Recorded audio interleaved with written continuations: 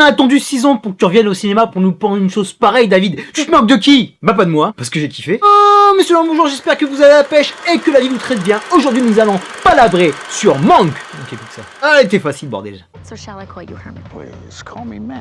Mank. Mank. Mank. Mank. This is Herman Mankiewicz, but we're to call him Mank. Mankiewicz. Herman Mankiewicz. David Fincher, quand tu vois son blaze, que ce soit sur une série ou sur un film, bah mon pote, t'es obligé de foncer quand tu aimes le cinéma. David Fincher, c'est un monsieur cinéma. C'est un des réalisateurs qui compte le plus ces dernières années. Et ce Mank, je l'attendais au tournant. Et franchement, mon pote, je vais pas te mentir, je ne savais pas du tout de quoi ça parlait. Je savais juste qu'il était en noir et blanc et je savais juste qu'il y avait Gary Oldman. Mais alors le reste, je ne savais pas du tout. Mank, pour moi, ça pouvait être un moine Shaolin. Gary Oldman en moine Shaolin, pourquoi pas. Allons-y, on n'est plus à ça près. Et très sincèrement, je l'attendais à peu près sur tout, mais pas du tout sur ça, parce que ici, comme Tarantino, il écrit sa lettre d'amour au cinéma qu'il a aimé, parce que ce film, il l'a écrit avec son papa. Mes hommages, monsieur Jack Fincher, parce que non seulement on aime votre fils, mais on aime aussi votre écriture, parce que ces films étaient bigrement intéressants. Et comme je suis un honnête homme, je vais te balancer directement le bémol, je pense que ce film n'est pas fait pour tout le monde. Le David est complètement aux antipodes de ce qu'il avait fait dans sa carrière. C'est complètement un film de niche qui s'adresse vraiment aux amoureux du cinéma, aux amoureux de l'histoire, et surtout aux amoureux d'Hollywood, de cet âge d'or, de ses coulisses. Tu risques de vite t'y paumer, surtout que le film a une construction alambiquée. Ça se passe sur deux timelines, les années 30 et les années 40, avec aussi deux parties très différentes, où on va suivre le scénariste critique et aussi alcoolique, Henry G.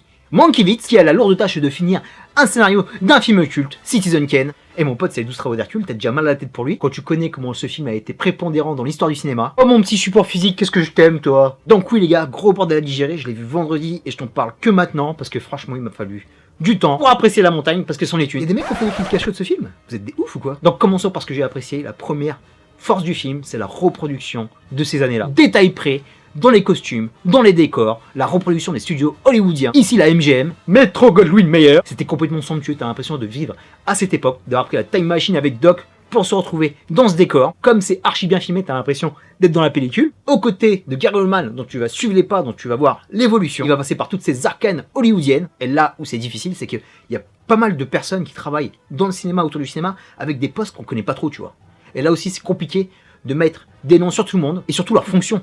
Et là t'es un peu perdu, mais moi j'étais un peu perdu. Des mecs que je vois dans le film, qui ont un rôle important, mais je peux pas savoir s'ils sont directeurs du studio, s'ils sont producteurs, parce que même m'y connaissant un petit peu, c'est aussi une totale redécouverte. Et en plus, il a filmé comme si tu filmais un film de ces années-là. C'est ça qui est très fort. Avec la façon dont s'expriment les acteurs, la façon dont ils agissent, les postures, les costumes se perdent totalement dans leur personnage. Le principal, Gary Oldman, le mec est entré dans une zone que peu d'acteurs arrivent à atteindre. Quand on voit sa performance, on ne pense plus du tout à Gary Oldman, on pense à Mank. Cet acteur fait partie de la caste des monstres du cinéma. C'est vrai qu'on ne le nomme pas assez, mais que le film soit mauvais, que le film soit moyen, que le film soit bon, Gary Oldman est tout le temps au niveau. Et là, sans forcer, il nous sort une perf totalement oscarisable. La même pour Amanda Seyfried, la meuf, tu dis complètement que c'est elle. Elle joue Marion Davis, qui était une ancienne actrice, et en même temps trépinable, qui devait jouer ce genre de rôle. La nana à sauver qui doit crier, mais la meuf, elle avait du bulbe, elle avait une véritable intelligence, elle avait une connaissance de la société, comme on n'en voit pas, parce que là on est dans les coulisses, on voit leur vie. Et Fincher travaille avec Netflix, il connaît les acteurs Netflix, il est parti chercher Lily Collins, elle aussi excellente dans le petit rôle qu'elle a à faire. Chupence Middleton de Sense8, et le meilleur pour la fin, Tom Pelphrey. Le mec il a dû saigner le catalogue Netflix parce qu'il l'a vu sur Ozark, il l'a sûrement vu sur Iron Fist, et comme d'habitude le mec est excellent. Donnez-lui un rôle principal parce que ce type a l'envergure des meilleurs. Tom, je te kiffe, en plus t'es vachement actif sur Twitter et tu réponds tout le temps aux messages.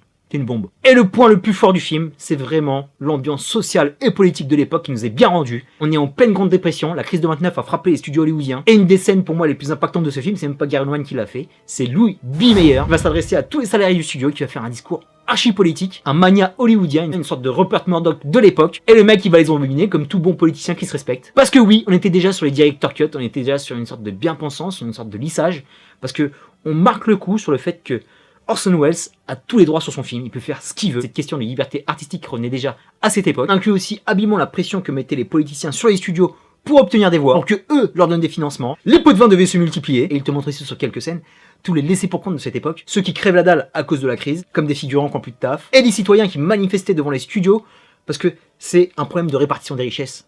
Tout était ancré sur Hollywood. Il y avait des ressources, il y avait tout ce qu'il faut au niveau financier, mais il y avait tellement de gens laissés sur le carreau qui crevaient la dalle sur le pavé juste à côté. Et ce manque ne manque de rien. Désolé pour le jeu de mots, j'arrête pas. Parce qu'il va aussi bien te parler de cinéma que d'une société qui est déjà en crise à l'époque, qui se reflète sur la nôtre avec ce qu'on vit avec cette pandémie. On commence à voir les dividendes sur le cinéma avec ce qui s'est passé avec la Warner. Et dans les années 30, c'était déjà la même. Restons dans la politique parce que aussi ça parle des années 40. Et dans les années 40, il y avait la Seconde Guerre mondiale, l'engagement des Américains par rapport à ce conflit.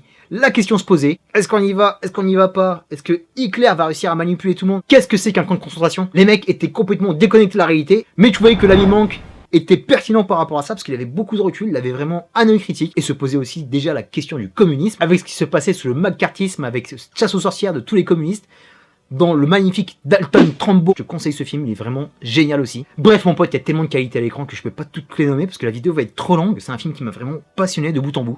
Même si parfois il m'a égaré, c'était du bon égarement, parce que ça m'a posé des questions sur comment vit cette industrie, comment elle nous impacte, comment elle nous passionne, comment elle nous fait rêver, comme des fois elle nous révulse, comme la destinée de cet homme de l'ombre tellement doué, mais qui est complètement écrasé aussi par Hollywood. Et c'est là qu'on doit dire show must go on, parce que le gars, il vient d'avoir un accident de voiture, il doit quand même écrire ce putain de script pour Orson Welles, qui lui met, pas de mimo, mais qui lui met la pression totale, il lui met toute une équipe sur lui, il lui met tout ce qu'il faut sur les côtes, pour qu'il finisse l'écriture de ce scénario. Quelque part, ça valait le coup parce que ce film a tellement compté dans notre histoire, mais en même temps, je peux te dire que tous les chefs-d'œuvre naissent dans la douleur, mais là, quelle douleur, purée. Il me faisait mal sur son pieu. Et une petite critique avant de te quitter, c'est que ces 2h15, elles sont exigeantes, voire des fois éprouvantes. Il y a des dialogues où j'ai dû mettre retour. C'est l'avantage d'être sur une plateforme, au cinéma, ça aurait été chaud. Parce que chaque phrase a son mot d'information, et moi, je voulais absolument tout savoir pour pas être perdu. J'ai dit beaucoup perdu, non? Et arrivé au générique, je me suis dit, putain, ce film, il est trop court. J'aurais voulu en savoir plus. J'aurais voulu plus voir Orson Welles. Le mec est en coulisses, on le voit que très rarement, même si l'acteur qui le joue est vraiment excellent aussi. J'arrive à un âge aussi avancé où j'ai envie de savoir d'où vient ma passion, comment c'est né, de trouver ses racines, ces petites histoires, ces petites anecdotes, les gens qui l'ont fait vivre, des hommes de l'ombre comme moi, comme la trajectoire de différents patrons de studio. Ce film est passionnant pour un mec de mon âge qui vit maintenant le cinéma différemment, mais il se peut qu'il ne te passionne pas. Et c'est là que je comprends un peu pourquoi Once Upon a Time in Hollywood a pas parlé à tout le monde, et là je pense que ça va être encore plus chaud. Donc si tu es curieux, si tu as envie de t'ouvrir, ce film est fait pour toi. Par contre, si t'aimes pas trop ce délire old school et des films en noir et blanc, je pense qu'il faut que tu passes ton chemin. Mais enfin, tu fais ce que tu veux, tu es libre de tes actes et de la gestion de ton abonnement Netflix. Je pouvais pas dire mieux. Terminus pour moi, je te dis à très bientôt pour de prochaines vidéos. D'ici là, porte-toi bien, merci pour tes likes, tes partages, tes commentaires. Merci d'avoir complètement tamponné, torpillé ma vidéo sur Warrior, ça m'a vraiment fait plaisir parce que cette série le mérite. Continue comme ça mon ami, en me laissant un commentaire si tu as aimé ce film, si tu n'as pas aimé ce film. Est-ce que tu veux y aller? Là c'est la fin d'année, faut en profiter. Les cinémas vont bientôt réouvrir, mais ce film-là, justement, va te faire penser différemment par rapport à la toile. En voyant ce film, tu peux directement aller voir Citizen Kane et les autres films d'Orson Welles, les films d'Hitchcock, tous les films qui sont là derrière, parce que tout est passage de témoin, tu vois. Et je pense que c'est important d'en voir les coulisses. Peace and love.